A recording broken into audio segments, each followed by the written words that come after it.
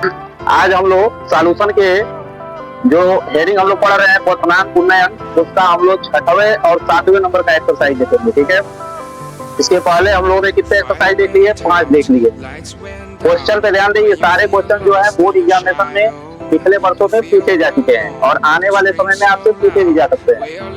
Question में दिया है कि 0.707 ग्राम कार्बनिक यौगिक को 10 ग्राम एसीटोन में घोलने पर क्वथनांक में जो वृद्धि पाई गई वो पाई गई 56.88 डिग्री सी और कार्बनिक यौगिक का अणुभार ज्ञात करना है। क्या ज्ञात करना है? देखो, पहली बात की आपको एक वैल्यू यहाँ पे दिया हुआ है, दूसरी वैल्यू आपका यहाँ दिया हुआ है। अब कह रहा है कि जब इतने ग्राम कार्बनिक पदार्थ को हमने क्या किया, 10 ग्राम एसीटोन में घोला, तो जो क्वथनांक में वृद्धि पाई गई वो कितना पाई गई? 56.88 डिग्री सी की पाई गई। तो कार्बनिक यौगिक के अणुभार ज्ञात कीजिए, जहाँ एसीटोन का क्वथनांक कितना दिया है? 56.38 डिग्री सी है। तथा आणविक उन्नयन स्थिरांक, मोलल उन्नयन स्थिरांक नहीं दिया है। क्या दिया है? आणविक उन्नयन स्थिरांक 16.7 दिया हुआ है। तो सबसे पहले हमको क्वथनांक उन्नयन का फार्मूला लिखना होगा। क्या होता है? m इक्वल टू 1000 इंटू होता है केजी, इंटू में होता है स्मॉल डब्ल्यू, अपान में होता है डेल्टा टीबी, इंटू होता है कैपिटल डब्ल्यू।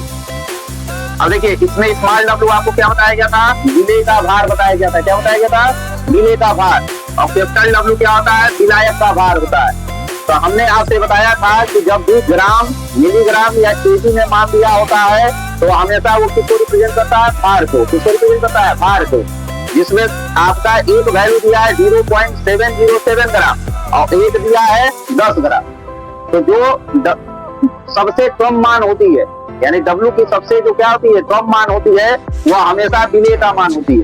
और जो अधिक वाला मान होता है वो हमेशा विलायक का होता है। तो यहाँ पे विलायक के रूप में जल वायु यूज करके क्या यूज किया है? एसीटोन। क्या यूज किया है? एसीटोन। तो यहाँ पे विलायक आपका एसीटोन है और ये आपका विलेय है।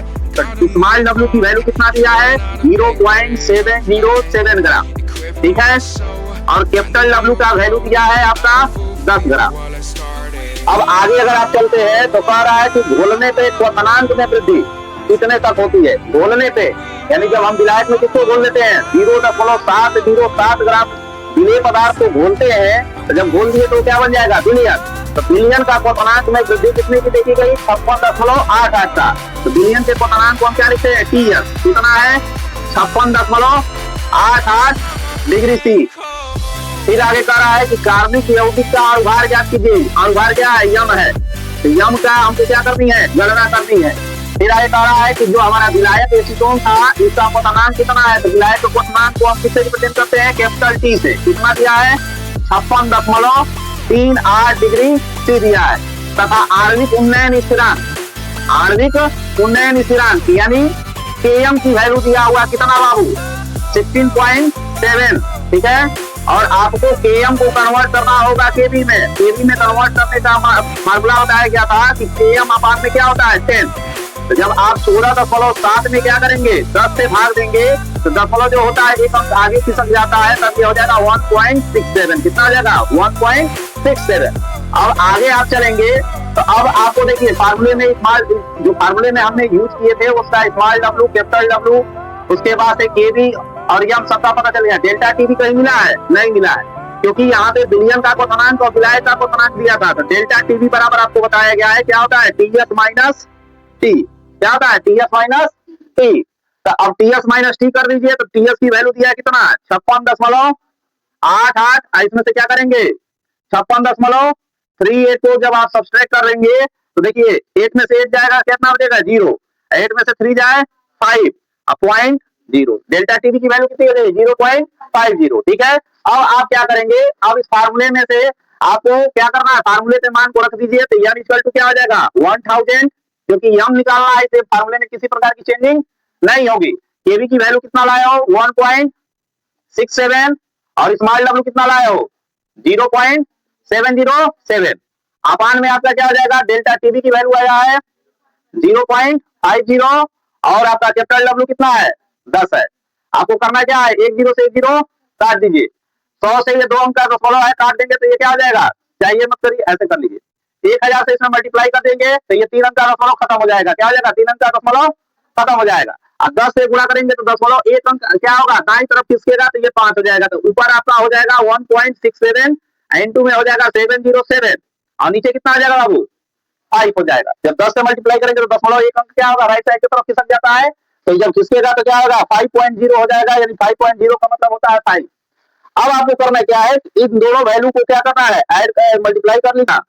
ये आपका होगा 1180.69 अपान में होगा 5, जिसे डिवाइड करेंगे तो आपका मिलेगा 236.138।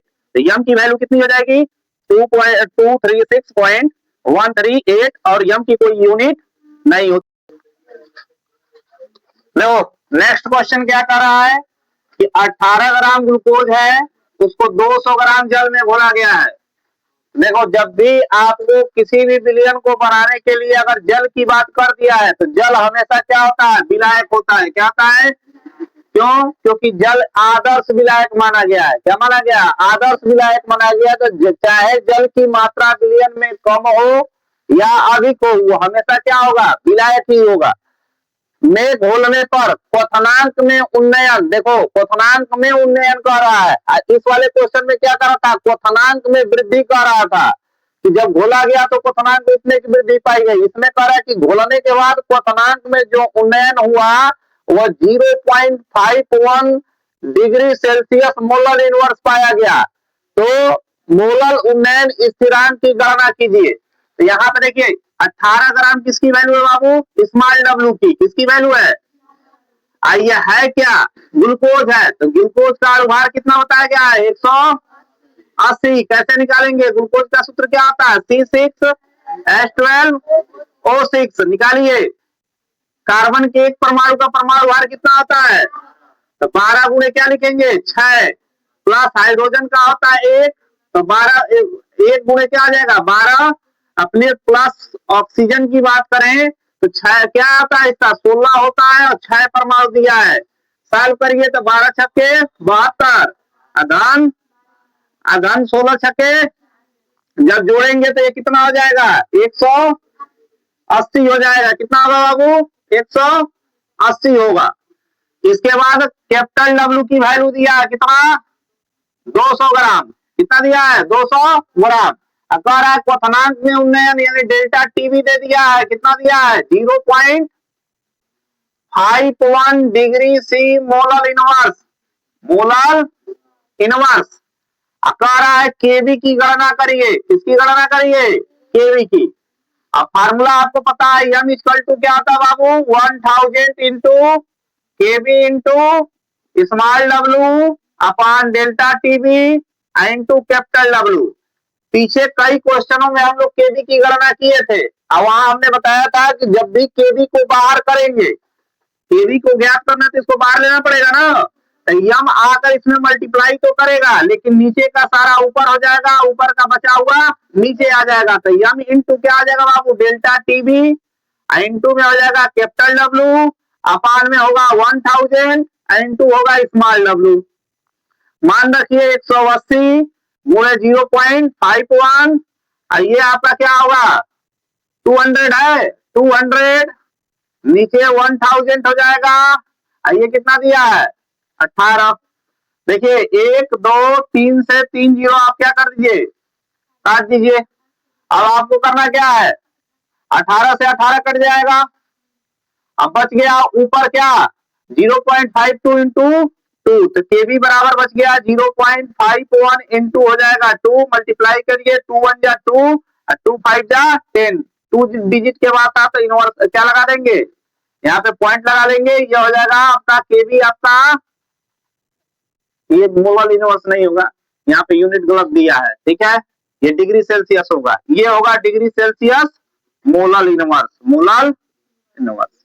ये आपका आंसर हो जाएगा। समझ आ गया।